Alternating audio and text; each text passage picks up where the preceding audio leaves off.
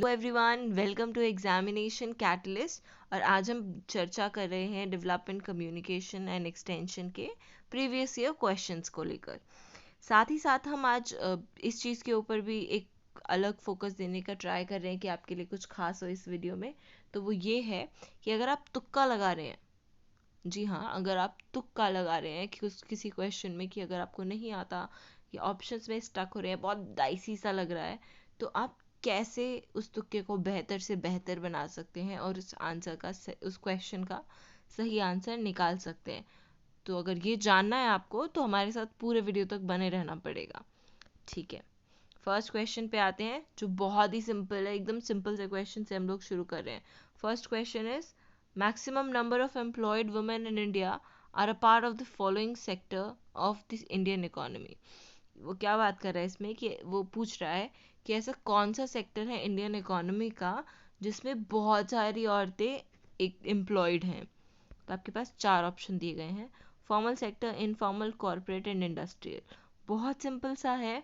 Formal sector क्या होता है? जो थोड़ा स्ट्रक्चर्ड होता है, जो बहुत स्ट्रक्चर्ड होता है, जिसमें इनकम टैक्स वगैरह देना पड़ता है ना। रेगुलर इंटरवल पे आपको, मतलब मंथली सैलरी आ रही है, रेगुलर इंटरवल पे आपको सैलरी मिल रही है। वेर एज इनफॉर्मल सेक्टर की बात करें तो इनफॉर्मल सेक्टर क्या होता है?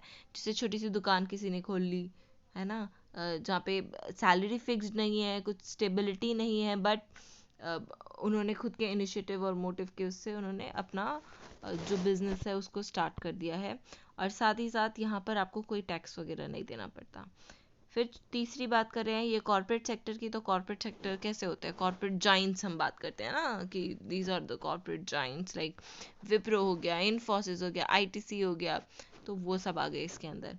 इंडस्ट्रियल सेक्टर क्या होता है? इंडस्ट्रियल में जैसे प्राइमरी, टर्जरी, सेकेंडरी, है ना, इस तरीके के प्रोडक्ट सर्विसेज जो देते हैं, जो एंड प्रोडक्ट देते हैं, वो आ गए आपके इंडस्ट्रियल सेक्टर के अंदर। ठीक है, तो इसका आंसर क्या होगा? आप सोचिए। मैं नेक्स्ट स्लाइड पे जा रही हूँ। अगर आपको पॉज करके सोचना है तो you can pause the video here, you can guess the answer and later on replay और रिज्यूम द वीडियो। हम आते हैं अब आंसर के ऊपर। तो आंसर इसका क्या है? Informal sector. ठीक है, बहुत क्लियर है। इनफॉर्मल सेक्टर में बहुत सी ऐसी बहुत औरतें एम्प्लॉयड हैं जिनको अक्सर हम इंक्लूड करना भूल जाते हैं with in are GDP, with in are national income. तो ये चीज़ भी एक मुद्दा है जिसके ऊपर हम चर्चा कर सकते हैं। अगला क्वेश्चन आता है, advantages of written communication are, these are the options. अब आपको इन कोड्स में से चूज़ करना है कि इनमें से कौन कौन से ऑप्शंस ठीक बैठते हैं, तो आप वो वाला कोड चूज़ करेंगे।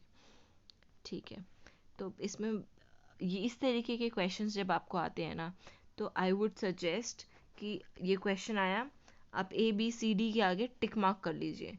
ए है, बी है, सी है, या डी नहीं है, या जो भी है।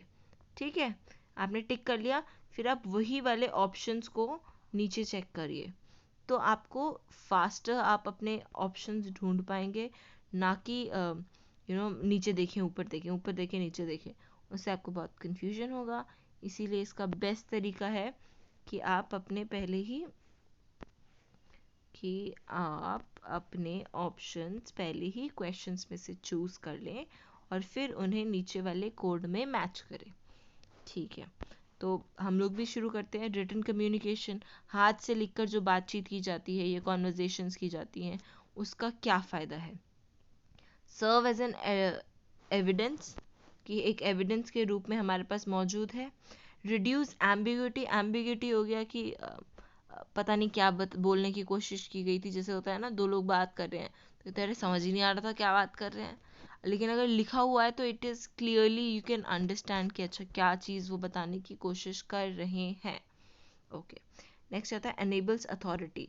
अनेबल्स अथॉरिटी का मतलब क्या हो गया कि अपनी आधिकारिकता जमाने की कोशिश की जा रही है। Please correct me if I am wrong. Okay, चौथा ऑप्शन आ गया आपका एनेबल्स यूनिफॉर्मिटी। एनेबल्स यूनिफॉर्मिटी हो गया कि सबको एक ही समान तरीके से इंफॉर्मेशन पहुंचाई गई। ओके, तो क्या है इसके ऑप्शंस, कौन कौन से ऑप्शंस इसके सही हैं? क्या वो एविडेंस प्रोवाइड करता है? यस। क्या ये एम्बिग्यूटी को रिड्यूस करता है? यस। क्या ये अथॉरिटी को एनेबल करता है? पता नहीं। ओके, यूनिफॉर्मिटी बनाता है, यस।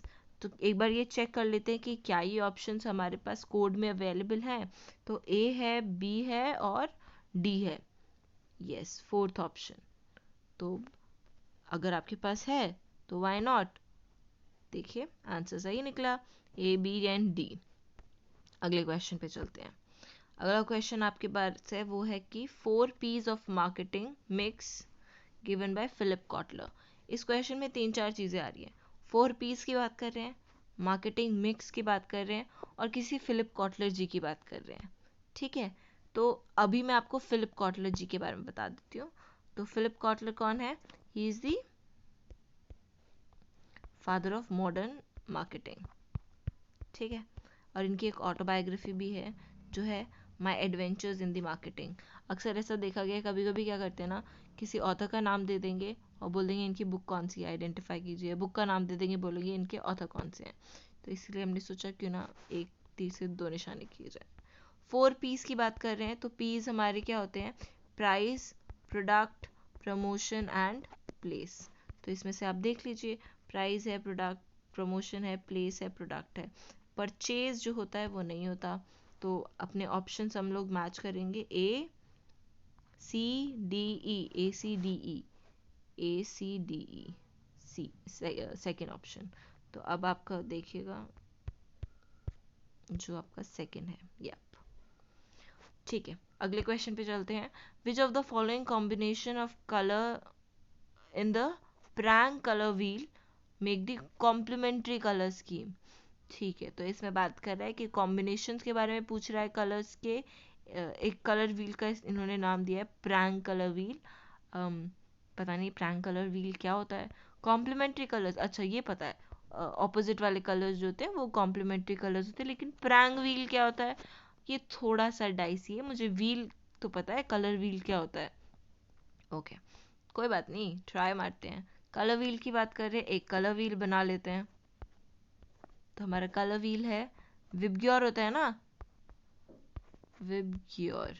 आई नो मैंने आई नहीं लिखा है, आई और वायलेट को हम ऐसे लिख सकते हैं, इससे इजी पड़ जाता है और काफ़ी सारे क्वेश्चंस इस ट्रिक से सॉल्व कर सकते हैं। अब क्या बात करें, कॉम्प्लीमेंट्री कलर स्कीम चेक करने को कह रहा है ना।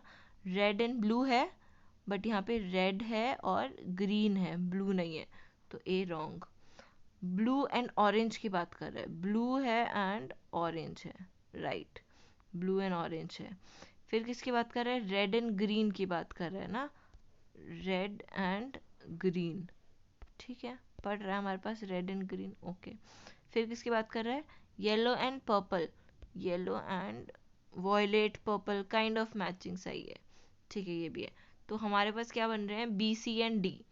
तो क्या इसमें बी सी एंड डी है? बिल्कुल है। तो मार के देखते हैं तुक्का, या अगर आपको आता ही है तो ऑब्वियसली आप सही लगाएंगे। Yes, we are right, B C D answer है।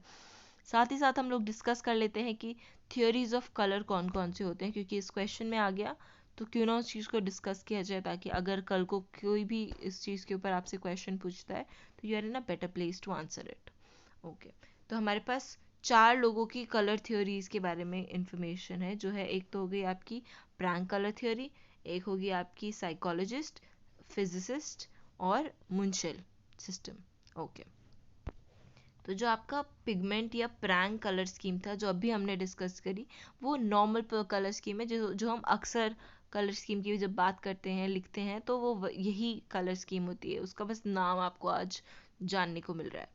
तो इसमें क्या होता है, प्राइमरी कलर्स हम कहते थे येलो, रेड एंड ब्लू, और फिर आप ही के इसी तरीके से सेकेंडरी कलर्स होते थे ऑरेंज, ग्रीन एंड पर्पल, और इनके मिक्सिंग और इनके इंटरमीडिएट से आपके क्या बनते थे? टर्जरी कलर्स, है ना। ठीक है, तो ये आपकी कौन सी कलर स्कीम हो गई? प्रैंक कलर स्कीम हो गई, ये थ्योरी हो गई। फिर आपकी आ गई साइकोलॉजिस्ट थ्योरी। ये क्या है? It is based on visual perception of colour. इसमें क्या बात करते हैं कि फंडामेंटली या प्राइमरली वो 4 तरीके के कलर्स को देखते हैं, red, green, yellow and blue. ठीक, तो ये आपकी आ गई साइकोलॉजिस्ट थ्योरी।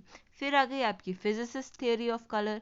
इसमें क्या बात कर रहा है ना वो, कि इसमें वो कह रहा है कि जो आपके प्राइमरी कलर्स हो गए, है ना, वो है red, green and blue violet, और जो आपके सेकेंडरी कलर्स हैं वो कह रहा है कि yellow, blue and red violet है।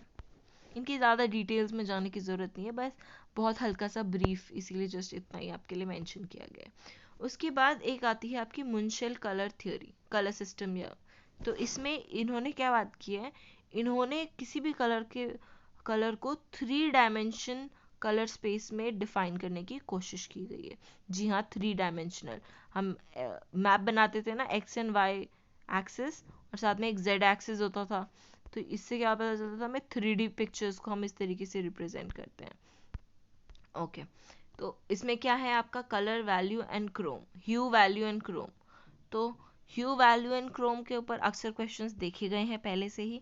नाम कभी कभी उसका मेंशन होता है मुंशल कलर सिस्टम, कभी कभी मेंशन नहीं भी होता, मगर आपके पास ह्यू वैल्यू एंड क्रोम के क्वेश्चन देखने को मिल जाएंगे। और इसमें अक्सर हम लोग कंफ्यूज हो जाते हैं कि ह्यू क्या था, वैल्यू क्या था, क्रोम क्या था, मगर आज के वीडियो के बाद आप कभी कंफ्यूज नहीं होंगे।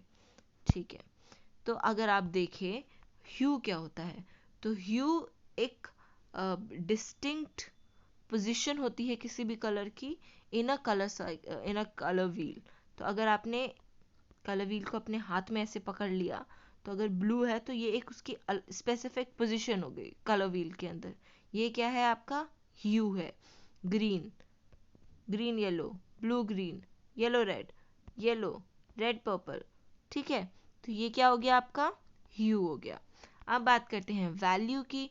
तो वैल्यू क्या है, क्वालिटी, लाइटनेस और डार्कनेस की बात कर रहे हैं हम इसके अंदर। तो इसमें क्या है, अगर आप देखें ये वाली पिक्चर है ना, इसमें क्या है कि अगर आप थम्स अप पीते हैं, है ना, 4 उंगलियां, ओके, थम्स अप, ओके, तो नीचे डार्क कलर है, ऊपर आते आते लाइट कलर, ये आपका हो गई वैल्यू। तो जैसे अगर आप देखें मैरून है, ऊपर पिंक, और जाते जाएंगे तो पिंक भी लाइट होता जाएगा, और नीचे जाते जाएंगे तो रेड का डार्क कलर आता जाएगा। ठीक है, ये क्या हो गई आपकी वैल्यू। इससे क्या पता चल रहा है, लाइटनेस एंड डार्कनेस, नीचे डार्कनेस ऊपर लाइटनेस। ओके, नेक्स्ट पे आ जाते हैं क्रोम। अब क्रोम क्या है, क्रोम बता रहा है आपको इंटेंसिटी या सैचुरेशन किसी भी कलर का, किसी भी कलर का। तो अगर ये आपका, ये फाइनल इमेज है आपकी, ठीक है, इसमें अगर आप देखें तो अगर बहुत डार्क ग्रीन है, स्पेसिफिक ग्रीन है, तो इधर जाएगा, लेकिन अगर ग्रीन का ही कम लाइट शेड्स आ रहे हैं तो वो इधर जाएगा। उसमें भी वाइट ज़्यादा है तो ऊपर चला गया, डार्क ग्रीन ज़्यादा, डार्क ब्लैकिश आ रहा है तो वो नीचे चला गया। देखा होगा ना आपने कलर, जब आप अपनी फ़ोटोज़ एडिट करते हैं तो फ़ोटो के अंदर आता है आपको ह्यू वैल्यू एंड क्रोम, तो वहाँ से इंटेंसिटी चेंज कर सकते हैं आप। तो यही वो सारी चीज़ें। अगली चीज़ पे आते हैं। तो हमारा आंसर तो ठीक हो गया था, लेकिन जो हमने कॉम्प्लीमेंट्री पढ़ा था उसी से रिलेटेड और भी चीज़ें, कि एनालॉग क्या होता है, ट्राइडिक क्या होता है, split complementary, rectangle and square, you can have a look, मगर बहुत ईजी है। कॉम्प्लीमेंट्री ऑपोजिट वाले हो गए, है ना। एनालॉग क्या हो गया, कोई भी कलर उसका आजू बाजू वाला भाई। ट्राइडिक क्या हो गया, 3 ऐसे कलर्स जो इक्वल पोजिशंस पे आप एक दूसरे से हों। स्प्लिट कॉम्प्लीमेंट्री बड़ा इंटरेस्टिंग है। जो हमारा कॉम्प्लीमेंट्री था, इसके ऑपोजिट वाला, हमने उसको उसके बाजू वालों को ले लिया, उसको छोड़ दिया, दैट्स इट, स्प्लिट कॉम्प्लीमेंट्री। ठीक है, अगले पे आ जाते हैं। अगला क्या हमारा, ये हमारा आज का लास्ट क्वेश्चन है, which of the following are included in the 4 C's of credit. तो हमारे पास 4 C की बात कर रहा है ये, इन क्रेडिट। ठीक है, अगर मुझे नहीं भी आता ये क्वेश्चन और मैं सिर्फ ऑप्शंस इसके चेक करूँ, तो क्या दिख रहा है आपको, कैरेक्टर है, कैपेसिटी है, कॉजेज है, कैपिटल है, कोलैटरल है। क्रेडिट से जुड़ा हुआ है ना, तो कैपेसिटी हो सकता है, कैपिटल हो सकता है, कोलैटरल हो सकता है। अच्छा, कैरेक्टर और कॉज के अंदर मुझे थोड़ा सा डिफरेंस है, लेकिन कॉज क्या होता है, कॉज तो कारण होता है, कारण क्रेडिट के अंदर होने के चांसेस कम है, तो इसको काट देते हैं, कैरेक्टर को लेके चलते हैं कि कैरेक्टर ओके। तो अब ऑप्शंस क्या हो रहे हैं हमारे पास, ए बी डी ई। क्या हमारे पास ऑप्शन है A B D E? Yes, हमारे पास ऑप्शन है। तो चलिए तुक्का लगा दिया, आप देखते हैं आंसर, बिल्कुल सही। तो क्या था हमारा, कैरेक्टर है, कैपेसिटी है, कैपिटल है, कोलैटरल है। आप समझते हैं ये है क्या। तो जो कैपेसिटी की बात कर रहा है इसमें, तो कैपेसिटी होगी आपकी प्रेजेंट या फ्यूचर एबिलिटी, कि आपने अगर कुछ पेमेंट लिया है, लोन लिया है, तो क्या आप उसे दे पाएंगे, वो आपकी कैपेसिटी है।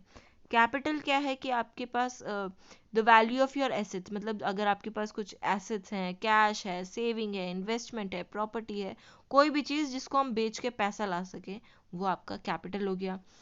क्रेडिट जब हम बात कर रहे हैं, तो क्रेडिट हो गया कि आपकी क्रेडिबिलिटी, ऐसे बात करते हैं ना कि अगर आपने किसी दोस्त को अपने को पैसे दिए, ठीक है, और वो क्या करता है, वो पैसे वापस ही नहीं करता या बहुत लेट देता है ना, तो उससे क्या होता है, उसकी क्रेडिबिलिटी, उसका कैरेक्टर पता चल रहा है कि अरे वो बंदा तो रिस्पॉन्सिबल ही नहीं है, वो मैं उसको पैसे देता हूँ, वो पैसे नहीं भरता, या वो बिल ही नहीं भरता, इतना लेट लेट बिल भरता है, जो भी है, तो वो आपकी क्रेडिबिलिटी बता रहा है। अब बात करते हैं कोलैटरल।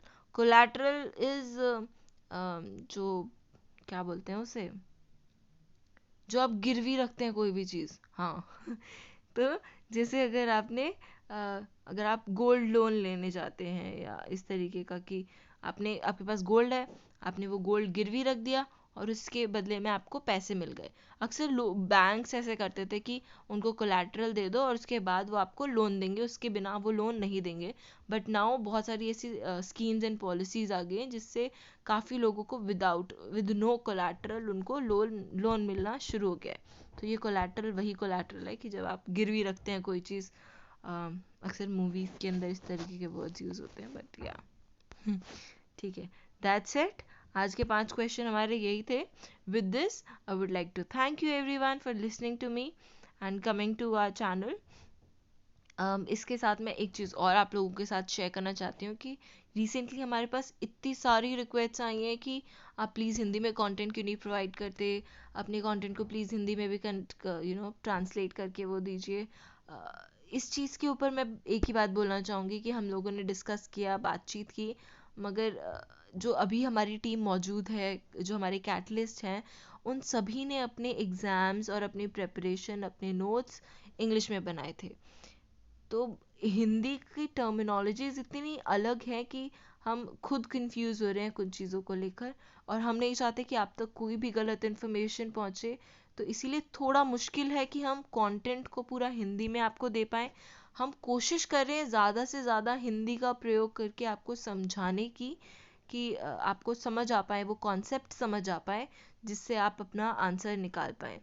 मगर अगर आप में से कोई भी हमारी मदद करना चाहता है, हमारे साथ जुड़ना चाहता है और हमारे कंटेंट को हिंदी में कन्वर्ट करना चाहता है, तो we are more than happy to take you in our team, और हम अपने कंटेंट को अपडेट कर सकते हैं उन चीज़ों के अंदर।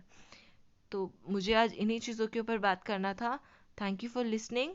और अगर आप में से कोई भी इंटरेस्टेड है तो प्लीज़ हमें टेलीग्राम पे मैसेज कीजिए, मेल कीजिए, या कमेंट बॉक्स के अंदर कमेंट भी कर सकते हैं आप। उसके अलावा जैसे कि सबको, हर कोई बोलता है यूट्यूब पे like comment share and subscribe.